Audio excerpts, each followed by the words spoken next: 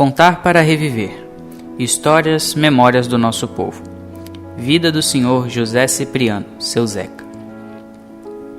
Eu, José Cipriano, nasci em Pedra Lisa, interior de Inconha, Espírito Santo.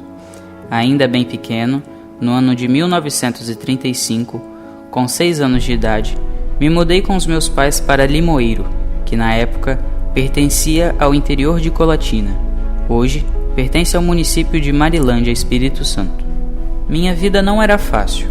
Em 1945, com 16 anos de idade, vim de Patrão Mor para Rio Bananal com os meus pais, João Cipriano e Lúcia Travaglia Cipriano, deixando para trás minhas irmãs, Dolores Cipriano, casada com Beppe Arrivabene, Almerinda Cipriano, casada com Gustavo Premoli, Anita Cipriano, casada com Cirilo Dadalto, e meu irmão mais velho, Atílio Cipriano, casado com Cecília Fabres.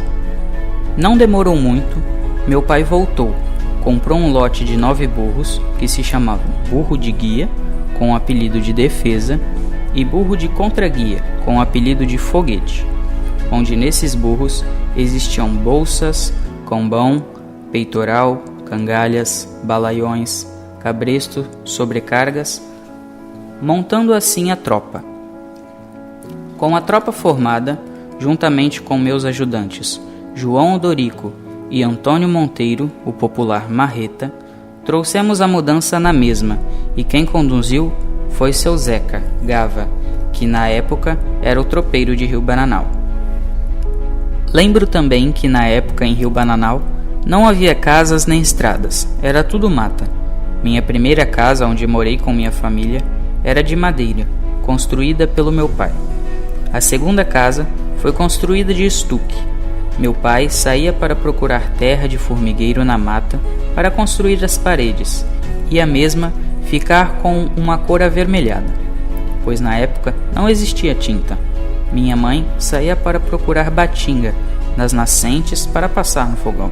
Minha casa ficava situada onde hoje é a gruta de Nossa Senhora de Lourdes, que por sua vez era pura mata.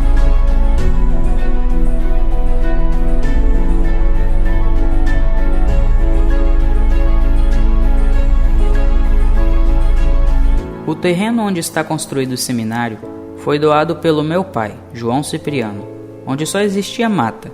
Trabalhei muito desmatando. Tudo no machado, foice e facão, com a ajuda dos meus irmãos. Vivia machucado com cortes profundos. Depois de tudo desmatado, chegaram os padres pavonianos para a construção do seminário. Estes se alojaram num barracão feito no pátio onde hoje é o seminário. Algumas mulheres eram as cozinheiras, inclusive uma se chamava Lúcia Travaglia Cipriano. Esta era responsável com outras mulheres pela alimentação dos operários da construção do seminário. A construção do seminário foi concluída no ano de 1953. No início, além da parte religiosa, a construção serviu para o funcionamento do jardim de infância, comandado pelos padres pavonianos, que tinham como professores a irmã Lourença e o irmão Joaquim. Além do jardim, no ano de 1976, serviu também para atender o antigo curso de contabilidade, SENEC. Os padres queriam que todos seguissem a vocação religiosa católica. Nesse tempo, não existia padre em Rio Bananal. Vinha de Linhares na balsa. Então, ia buscá-lo a cavalo na lagoa. O primeiro padre a chegar em Rio Bananal foi o padre Aníbal. Certo dia, Arthur Santana, irmão de Dona Rosa, encrenca, que hoje é minha esposa, começou a namorar minha irmã Ursolina. Arthur, então, me chamou para buscar a mudança dele em Domingos Martins, no Rio Jucu. Foi assim que encontrei Dona Rosa. Na época, ela era muito pequenina, tinha mais ou menos uns 14 anos. Na noite anterior à viagem a Rio Bananal para fazer a mudança, Arthur foi se despedir das pessoas. Acabou não vindo. Alegou que havia sido mordido por uma cobra, mas não acreditei nessa história. Acho que contou essa história só para ficar com a suposta namorada que ele tinha lá em Biriricas. Ele nunca me revelou a verdade, por ser irmão de Ursolina. Então, Oswaldo Santana, Luiz Pires, ajudante, e eu carregamos a mudança. Saímos de Biriricas, Domingos Martins, onde morava a família Santana, numa segunda-feira. Em 10 burros de carga, viajamos dia e noite trazendo a mudança de Alfredo Santana na tropa. Quando começou a escurecer, pedimos pouso, mas o morador desconfiado negou. Então, tocamos a tropa até escurecer. Foi então que soltamos os animais na picada e arranchamos à beira do caminho. Retornamos a viagem ao amanhecer. Quando chegamos a Colatina, já estava escurecendo novamente. Atravessamos o Rio Doce de balsa e tocamos a tropa a noite toda até chegar em Rio Bananal. A família da Dona Rosa ficou para trás, vindo por Linhares, onde fui a Lagoa Jesuína buscar. Ficou combinado que quando chegassem à margem da lagoa, do lado de lá, soltariam bombas para avisar que tinham chegado e atravessariam de balsa. Assim, daqui do lado da Lagoa Jesuína, preparei a tropa para tocar a viagem para Rio Bananal, onde nessa época havia uma clareira na mata e capim para os animais. Dona Rosa morava em São Sebastião com a família, onde hoje mora a família de Mateus Santana. Dona Rosa e as colegas gostavam muito de ir ao coreto da igreja, e foi lá que tudo começou. Dona Rosa me rodeava e eu também, mas foi Dona Rosa que pegou no meu braço e me chamou para passear na praça, despertando ciúmes nos outros rapazes. Naquela época, quem tinha cavalo e lote de burros era considerado um bom partido. Certo dia, fui namorar Dona Rosa montado em um cavalo. Era tudo mata. Ao chegar perto do rio, onde na época havia uma escola com o nome de Escola Jesuína Costa Amorim, e hoje chama-se Anexo, havia uma clareira na mata e uma pinguela. Parei, amarrei o cavalo numa árvore, atravessei a pinguela e fui namorar Dona Rosinha. Durante a tarde, armou um temporal.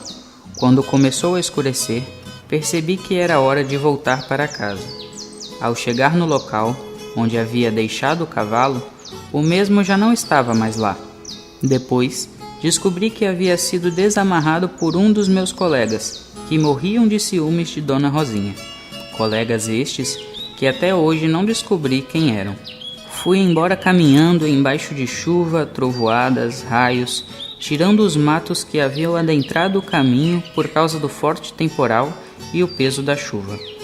No outro dia, ao amanhecer, voltei onde havia deixado o cavalo amarrado e encontrei, à beira do rio, próximo onde mora hoje o senhor Generoso Silva, encilhado e com o cabresto solto, pastando à beira do rio.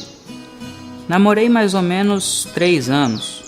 Casei, tenho 10 filhos, 11 netos e 3 bisnetos.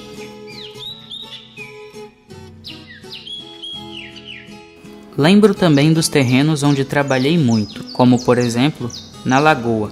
A parte que me cabe chamou de Jesuína, porém pertence à Lagoa Juparanã.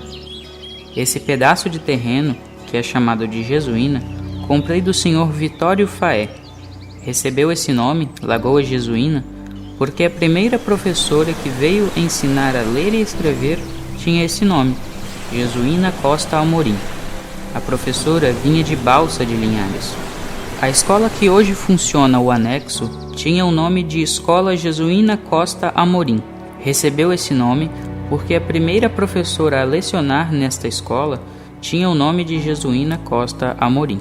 Outro terreno foi no Araújo, herdado pelo meu pai, e outro no Dom Pedro, que moro até hoje com minha família. O primeiro juiz de paz que chegou em Rio Bananal chamava-se Antonico Mariani, por sua vez, muito respeitado. A primeira professora a ter curso superior se chamava Dulce Almerinda Mariani. Lecionava no Córrego Lagrimal e estudava na faculdade em Colatina, conhecida como FAFIC. Para chegar à faculdade, existia na época a Viação Cristo Redentor.